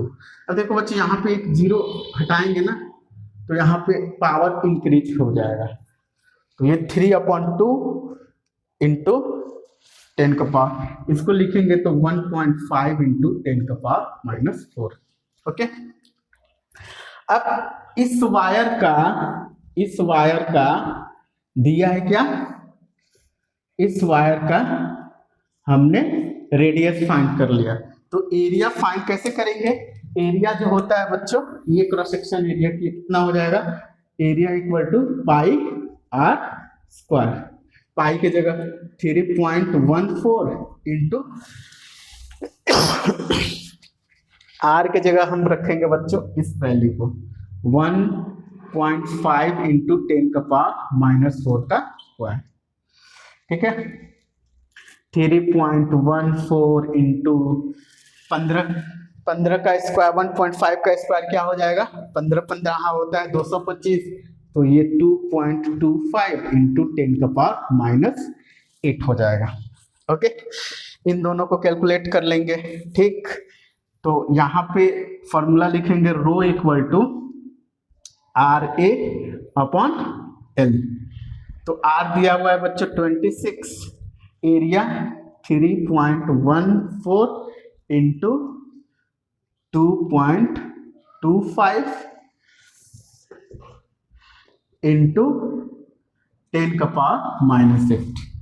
ठीक है, अपॉन लेंथ तो दिया है 1 मीटर, तो 1 का कोई मतलब नहीं होगा, रेसिस्टिविटी इक्वल टू हो जाएगा, इसका वैल्यू बच्चों हम लोग जो फाइंड करेंगे ना वो हमारे टेबल में दिया हुआ है, और इसका वैल्यू जो है वो है 1.84, इसको कैलकुलेट करेंगे तो 1.84 इंटू 10 का पावर -6 ओम मीटर आएगा इसका रेसिस्टिविटी। ठीक है, इसको टेबल में दिया हुआ है, इसको कैलकुलेट कर लेना, जो भी वैल्यू आएगा 1.84 आएगा। ठीक, क्वेश्चन 4 को बच्चे सॉल्व करते हैं। क्वेश्चन क्या कह रहा है, a wire of given material having length L and cross section area जो दिया है A दिया है। कोई वायर है बच्चों जिसका लेंथ दिया है L, देखो जैसे मान लेते हैं ये वायर है, ओके, इस वायर का लेंथ जो दिया हुआ है वो L दिया हुआ है, L दिया हुआ है, ठीक, और क्रॉस सेक्शन एरिया जो दिया हुआ है A दिया हुआ है। अब इस वायर का जो रेसिस्टेंस है बच्चों, इस वायर का वो R इक्वल टू है 4 ओम, What would be the resistance of another wire of same material having length L/2? अगर इस वायर को बच्चों लेंथ हाफ कर देते हैं, क्रॉस सेक्शन एरिया 2 है, मतलब यहाँ पे एरिया A था तो यहाँ पे एरिया कर देते हैं 2A और लेंथ जो कर देते हैं बच्चों वो कर देते हैं इसके आधा। लेंथ जो है वो L इक्वल टू ये जो है बच्चों L/2, तो इसका रेसिस्टेंस क्या होगा? तो देखो बच्चों रेसिस्टेंस जो होता है वो लेंथ और एरिया पे डिपेंड करता है, ठीक है। तो जब भी ऐसा क्वेश्चन आए तो एक एक करके हम लोग निकालेंगे। पहले फर्स्ट वाले का लिख लेते हैं, फिर सेकंड वाले का लिख लेते हैं, ठीक। तो गिवन क्या है बच्चों? गिवन जो है वो लेंथ दिया है L, लेंथ दिया है L और क्रॉस सेक्शन एरिया दिया है, क्रॉस सेक्शन एरिया जो दिया है वो A दिया है, ठीक है। और इस वायर का रेसिस्टेंस दिया है 4 ओम, ओके। देखो बच्चों हम क्या करेंगे, इसको लिख लेंगे R equal to, first case का R equal to rho L/A, ठीक है। तो R की जगह दिया है 4 इक्वल टू रो L/A। ये बच्चों इक्वेशन को मान लो फर्स्ट, ठीक है, इसको मान लो फर्स्ट। अब देखो बच्चों यहाँ पे जो बोल रहा है ना वो वायर का जो मटेरियल है वो सेम है, चेंज क्या हुआ है सिर्फ क्रॉस सेक्शन एरिया और लेंथ हुआ है, मतलब रेसिस्टिविटी क्या होगा? सेम रहेगा।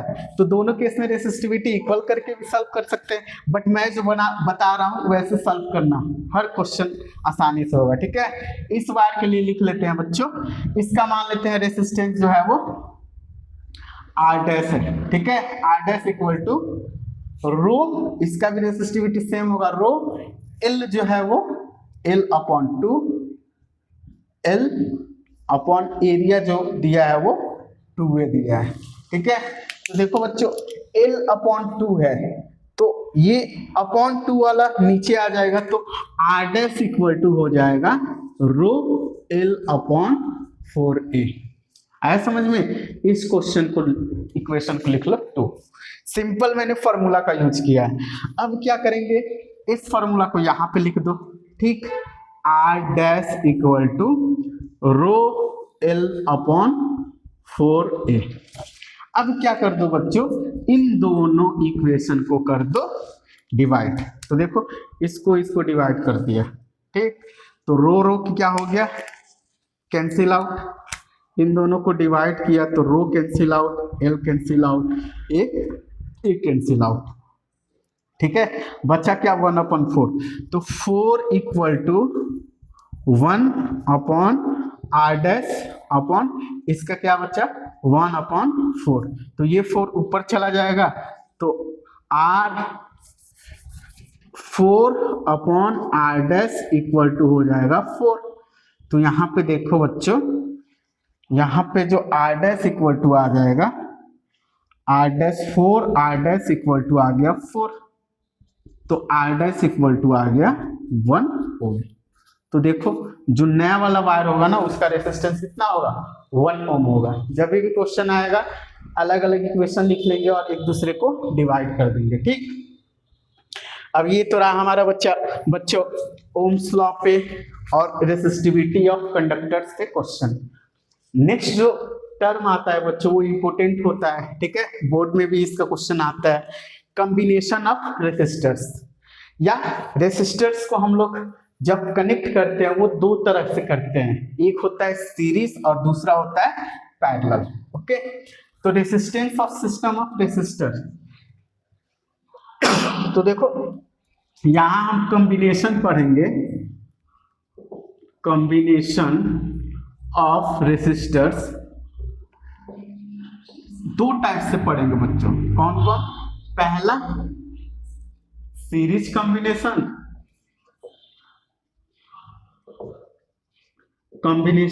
और दूसरा पढ़ेंगे बच्चों parallel combination,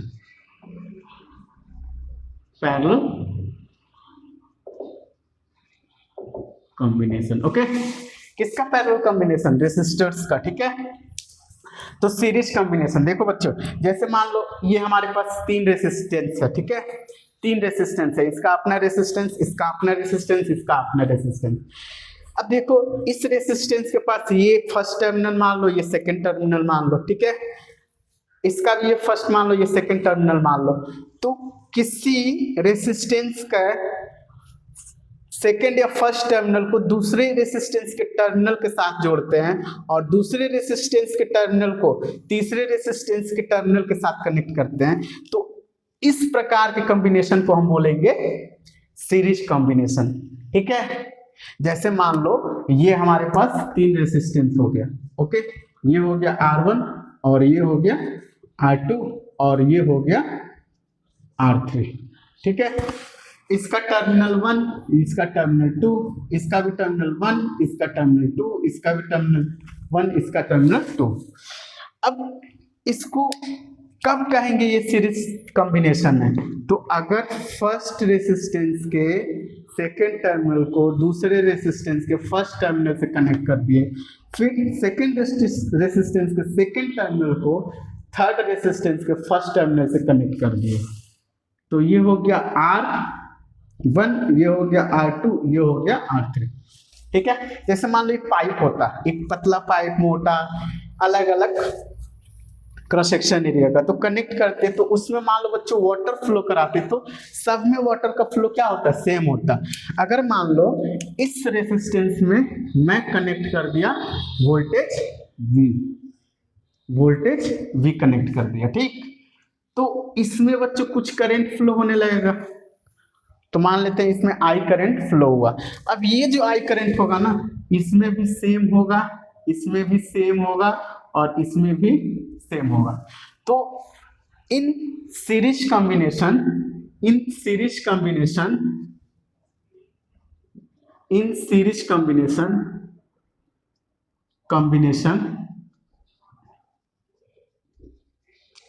current across all resistors remain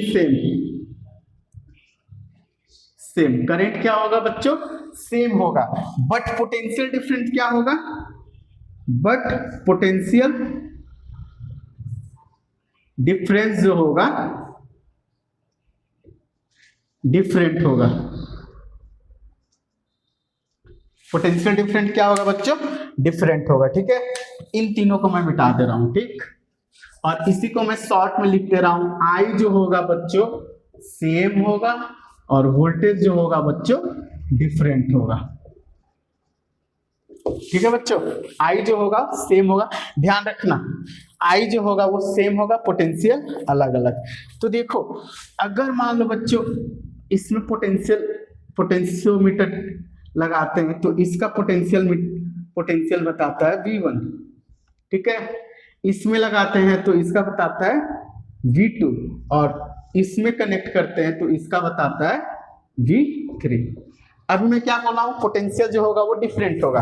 अब देखना बच्चों, अगर मैंने 12 वोल्ट यहाँ पे अप्लाई किया तो ये लिया 2 मान लो, तो ये लेगा 4 2 मिलकर हो गया 6, तो बाकी का बचा ये। तो ये जो वोल्टेज होगा वो तीनों में डिवाइड हो गया है, तो क्या ये वोल्टेज तीनों वोल्टेज के सम के इक्वल होगा? जाहिर सी बात है होगा। तो यहाँ पे जो वोल्टेज होगा V इक्वल टू क्या हो जाएगा? V1 plus V2 plus V3, okay. Voltage जो होगा वो डिफरेंट होगा।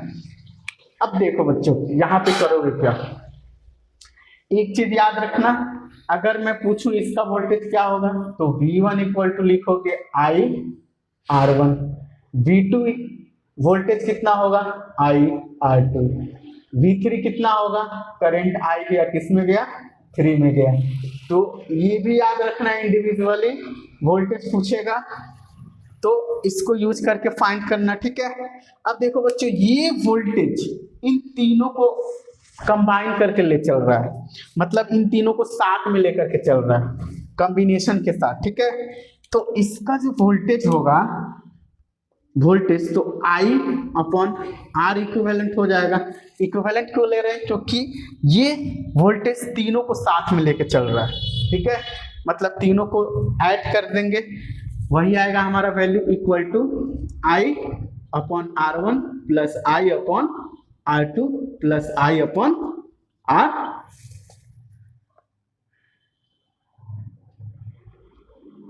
सॉरी यहां पे बच्चों v इक्वल टू लिख लेंगे आई आर इक्विवेलेंट।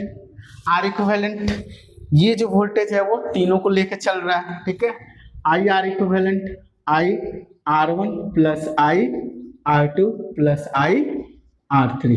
ओके, तो यहाँ पे देखो बच्चों आई जो है वो क्या है, आई सब में सेम फ्लो कर रहा है, ठीक है, तो आई यहाँ पे कैंसिल आउट हो जाएगा, बचेगा क्या, R equivalent equal to R one plus R two plus R three.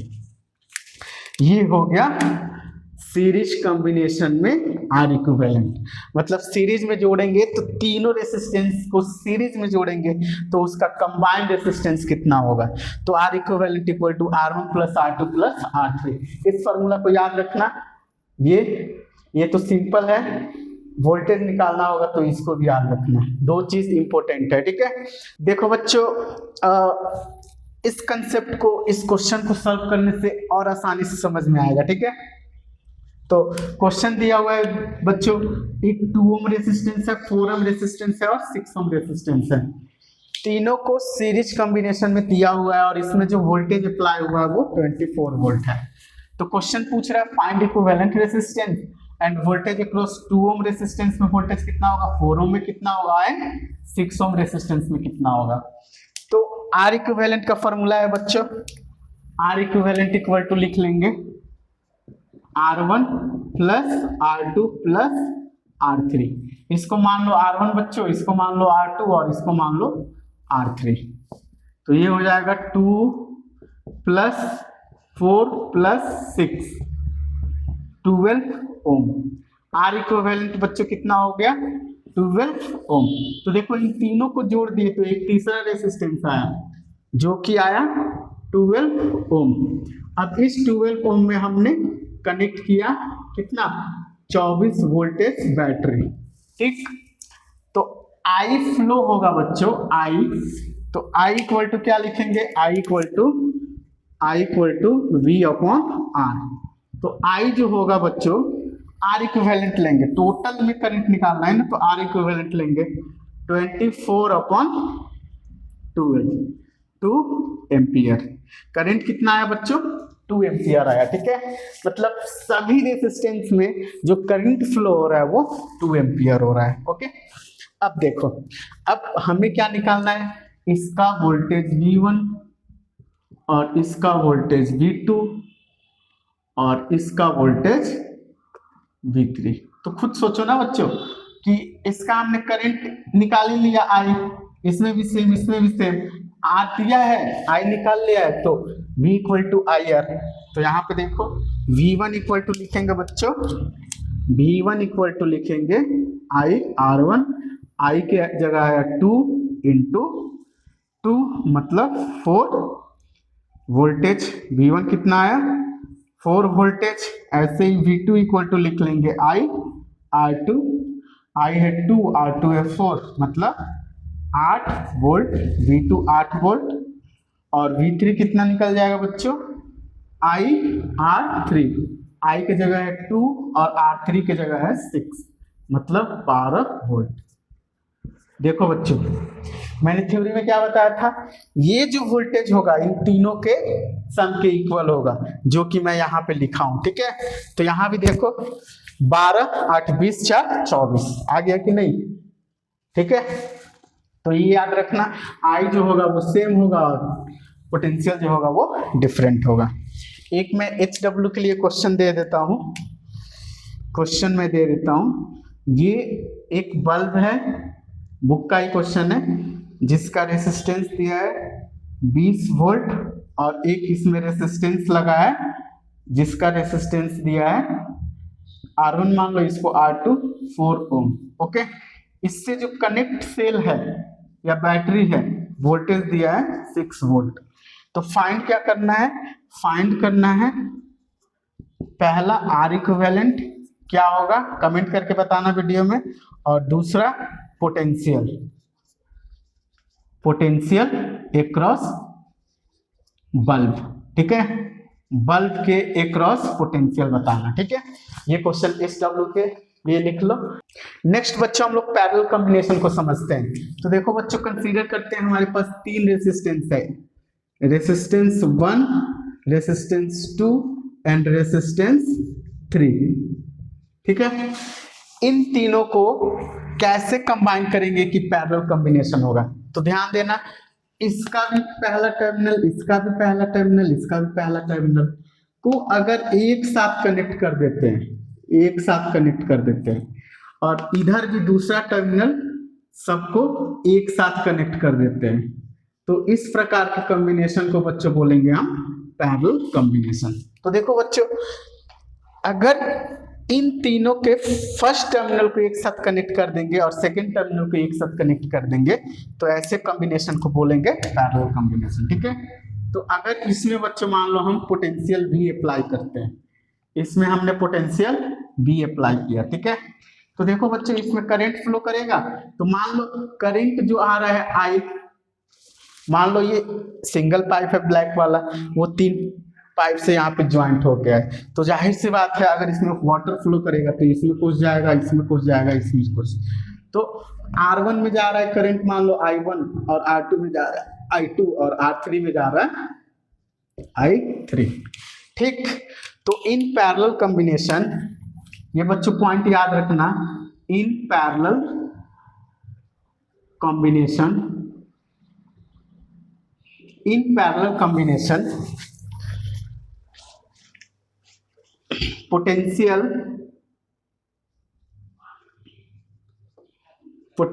across all resistors will be same, will be same, potential क्या होगा बच्चों, सेम होगा, बट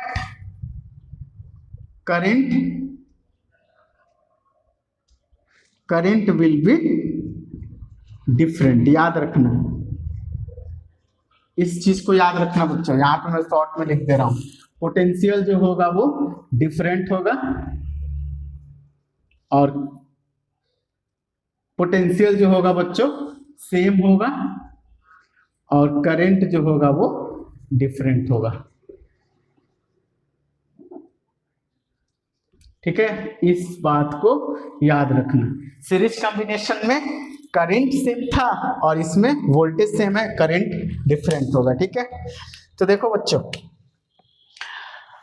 अगर मैं I1 को लिखूं तो I1 इक्वल टू क्या हो जाएगा, इसका भी पोटेंशियल V ही है, तो I1 equal to V upon R1, वैसे ही I2 इक्वल टू हो जाएगा बच्चों V अपॉन R2, और I3 भी हो जाएगा V अपॉन R3। ये क्या हो गया, करंट अक्रॉस ऑल रेसिस्टर्स। अब देखो बच्चों, ये करंट ही 3 पार्ट में डिवाइड हो रहा है, क्योंकि करंट यहाँ पे क्या है, डिफरेंट है, तो I जो है वो I1 plus I2 plus I3 3 part में डिवाइड हो जाता है, ठीक। अब यहाँ पे ये जो करंट फ्लो हो रहा है, तो ये तीनों को कंबाइन एक साथ लेकर फ्लो हो रहा है, ठीक है। तो यहाँ पे I इक्वल टू लिख लेते हैं V upon R equivalent equal to V upon R1 plus V upon R2 plus V upon R3, okay. तो देखो बच्चे, इसमें क्या है, सेम वोल्टेज सेम है, तो V क्या हो जाएगा, एक दूसरे से कैंसिल आउट हो जाएगा, तो 1 अपॉन R इक्विवेलेंट जो आया वो आ गया 1 upon R1 plus 1 upon R2 plus 1 upon R3। तो इस प्रकार के कॉम्बिनेशन को बच्चों हम लोग बोलते हैं पैरेलल कॉम्बिनेशन। तो जब भी पैरेलल कॉम्बिनेशन होगा तो R इक्विवेलेंट हम लोग ऐसे निकालेंगे, इस फॉर्मूला को यूज करके। कभी कभी बच्चों बुक में ऐसे दे दिया रहता है, कुछ बच्चे कंफ्यूज हो जाते हैं। यहाँ भी देखो इन तीनों को एक साथ कनेक्ट कर दिए ये, तो कंफ्यूज ना होना, दोनों फिगर क्या है, सेम है। ओके, तो 1/r equivalent equal to 1/r1 plus 1/r2 plus 1/r3। इसको हम लोग बच्चों क्वेश्चन से समझते हैं, ठीक है। क्वेश्चन 3 रेसिस्टेंस है, पहला है R इक्वल टू 5 ओम और दूसरा है R2 10 ओम और तीसरा रेसिस्टेंस है R3 इक्वल टू 30 ओम।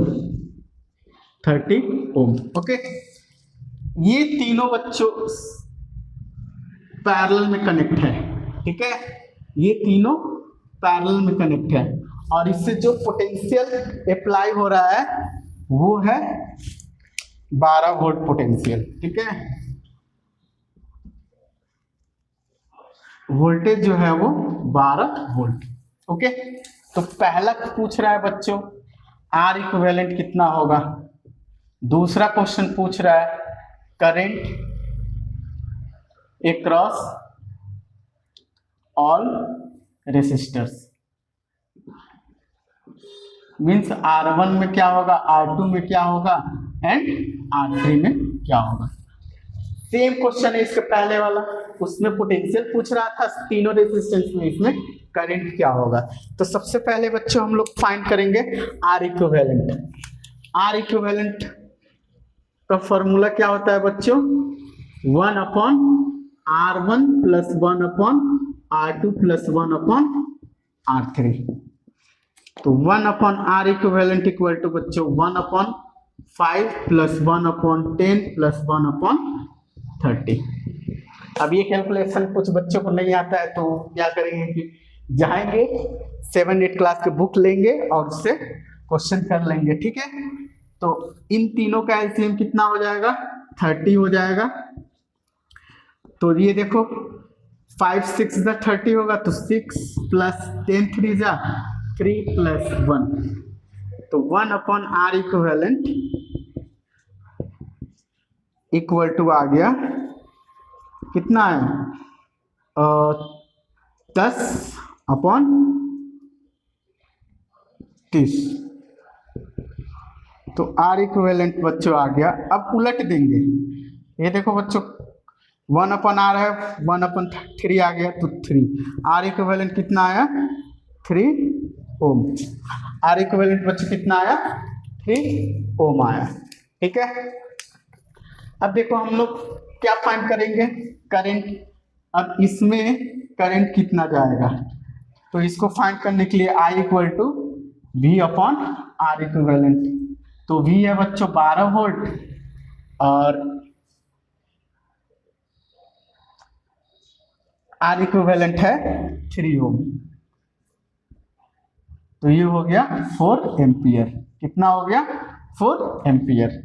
अब इसमें बट गया तो हो गया I1 और इसमें बट गया तो हो गया I2 और इसमें आ गया I3, ठीक है।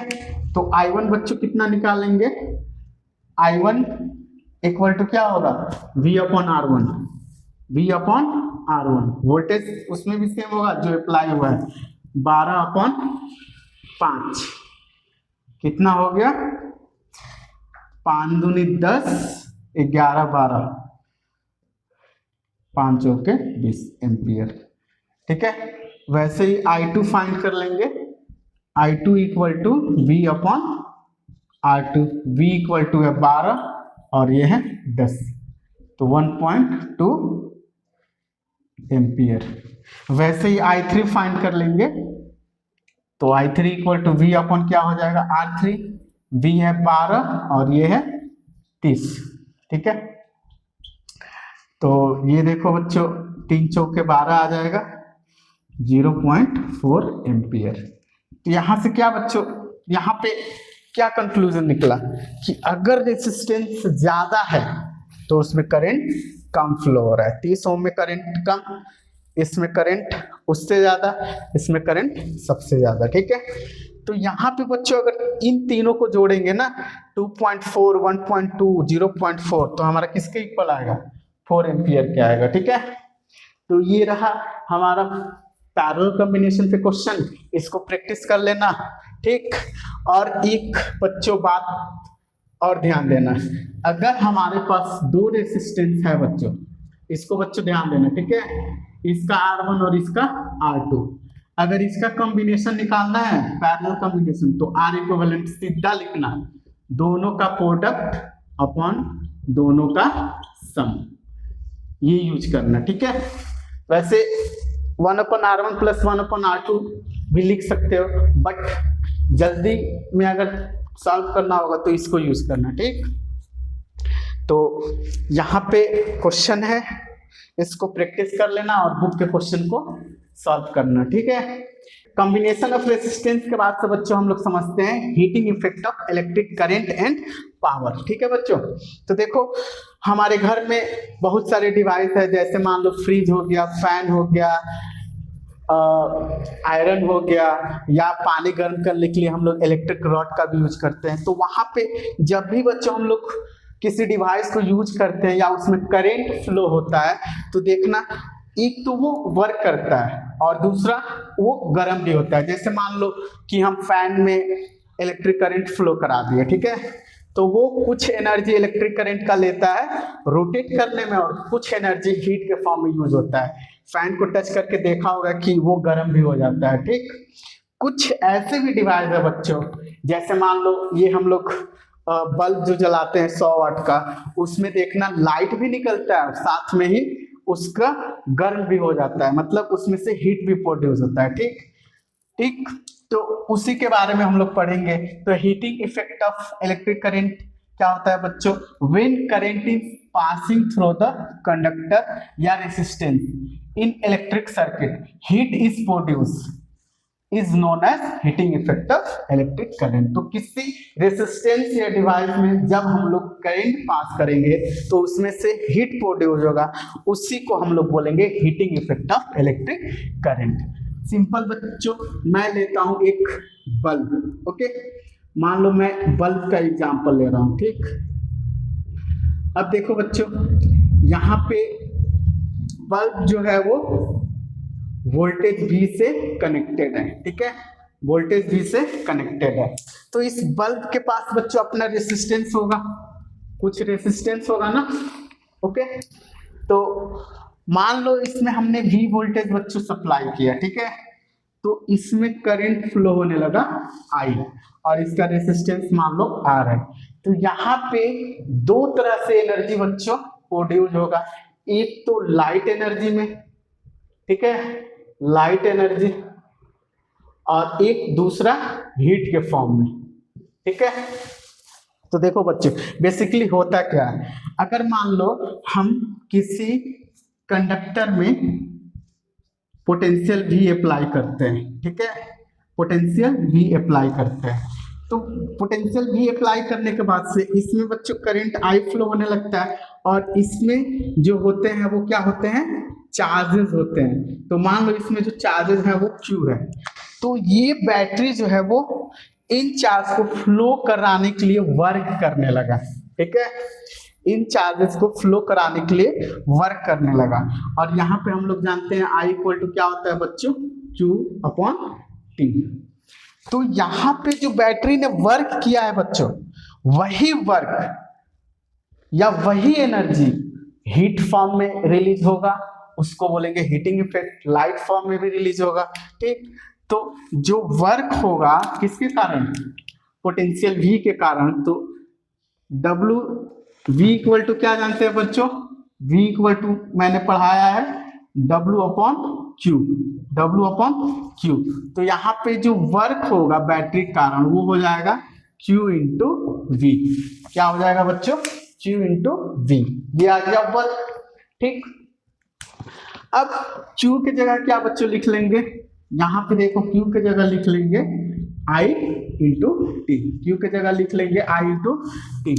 तो देखो I/T लिख लिया और V हो गया, तो W इक्वल टू हो गया VI/T। मतलब T टाइम में हमने करंट I फ्लो कराया किसकी अकॉर्डिंग, वोल्टेज V के अकॉर्डिंग, तो वर्क जो हुआ वो VIT हुआ। अब यही वर्क जो होगा बच्चों हीट में कन्वर्ट हो जाता है, वही वर्क हीट में कन्वर्ट हो जाएगा। तो वर्क बोलो या हीट बोलो, दोनों क्या है, एनर्जी है, दोनों क्या है, एनर्जी है। तो H इक्वल टू हो जाएगा VIT, H इक्वल टू क्या हो जाएगा, VIT। और एक फॉर्मूला हम लोग जानते हैं, B इक्वल टू IR या R equal to V upon I। तो देखो बच्चों, अगर हम इसमें रख देते हैं IR, तो V की जगह IR रख लिया और ये हो गया IT, तो ये हो गया I स्क्वायर RT। तो दूसरा फॉर्मूला बन गया H equal to I square RT। अब देखो बच्चों, यहाँ पे I के जगह लिख लेंगे V अपॉन R, इसी में I के जगह अगर मैं लिख देता हूँ V अपॉन R, I के जगह V upon R into T। तो देखो बच्चों, यहाँ पे जो VI H इक्वल टू आ गया, वो आ गया V स्क्वायर अपॉन RT। तो ये तीनों बच्चों फॉर्मूला याद कर लेना ये, और इसके अकॉर्डिंग चेंज करते रहना, ठीक है। तो मैं एक जगह लिख दे रहा हूँ H equal to VIT equal to I square RT equal to V square upon R into T, ठीक है। तो इस फॉर्मूला में बच्चों देख रहे होंगे, टाइम भी है, वोल्टेज भी है, करंट भी है, रेसिस्टेंस भी है, ठीक। तो H इक्वल टू ये याद रखना VIT। अगर वर्क भी पूछे तो वर्क हीट ही क्या है, वर्क है, ठीक है। तो H equal to VIT equal to I square RT equal to V square upon RT। ये फॉर्मूला बच्चों याद कर लेना, अगर याद कर लोगे तो डायरेक्ट वैल्यू को पुट कर सकते हो।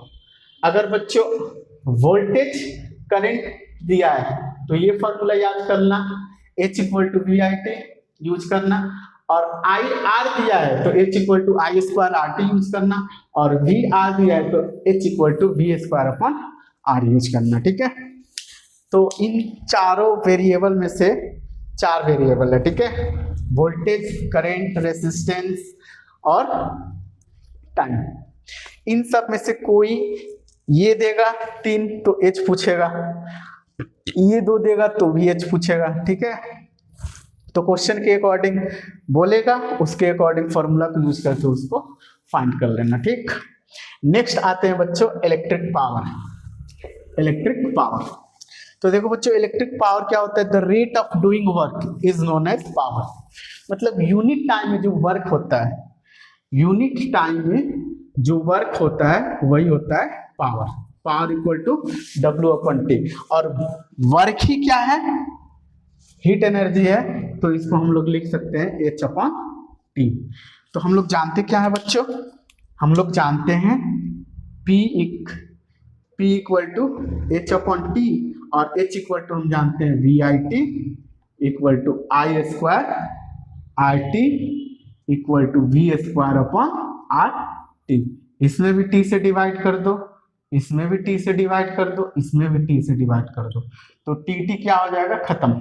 मतलब उस फॉर्मूला में अगर T को हटा दे तो पावर इक्वल टू हो जाएगा VI equal to I square R equal to V square upon R, ठीक है।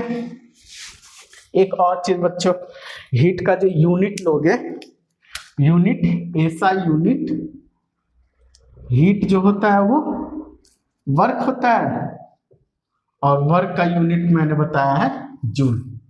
SI यूनिट क्या हो जाएगा बच्चों, जूल हो जाएगा। अगर पावर का मैं SI यूनिट बोलूं, पावर का SI यूनिट वो होता है बच्चों वाट, जिसको हम W से लिखते हैं। पावर का SI यूनिट वाट होगा, ठीक। अब इस पे हम लोग कुछ क्वेश्चन को सॉल्व करके और अच्छी तरह से इसको हम लोग समझते हैं, ठीक। हीटिंग इफेक्ट एंड पावर पे बच्चों हम लोग क्वेश्चन करते हैं। तो क्वेश्चन कह रहा है बच्चों, an electric iron consume energy at rate 840 वाट। यहाँ पे बच्चों एनर्जी जो कंज्यूम कर रहा है उसका रेट है, जिसका वैल्यू वाट में दिया है, ठीक है, मींस पावर है। When heating is at the maximum rate and 360 watt when the heating is minimum. ये मैक्सिमम के केस में पावर है और ये मिनिमम के केस में पावर है। और जब हम लोग वोल्टेज अप्लाई कर रहे हैं 220 volt, what are the current and resistance in each case. Each case में करंट और रेजिस्टेंस पूछ रहा है, ठीक है। तो गिवन लिख लेते हैं। गिवन क्या है, P1 फर्स्ट केस में 840, मैक्सिमम मान लो, मैक्सिमम और मिनिमम पावर जो दिया है 360 वाट, ठीक। और वोल्टेज जो दिया हुआ है 220 और इसमें भी सेम वोल्टेज 220।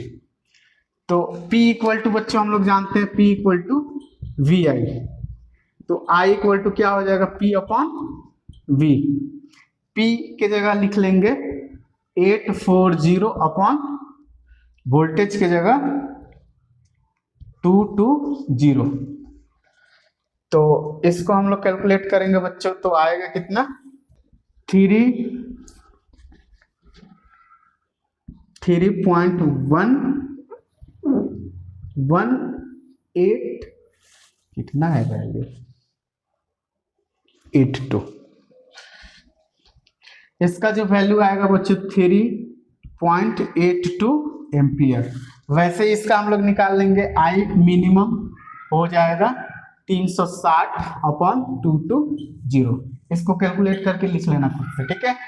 और दूसरा में हम लोग को रेसिस्टेंस बच्चों फाइंड करना है, तो इसमें रेसिस्टेंस का फॉर्मूला लिखवा देंगे, लगा देंगे R equal to V upon I। V दिया हुआ है 220 और I दिया है 3.82 एम्पियर।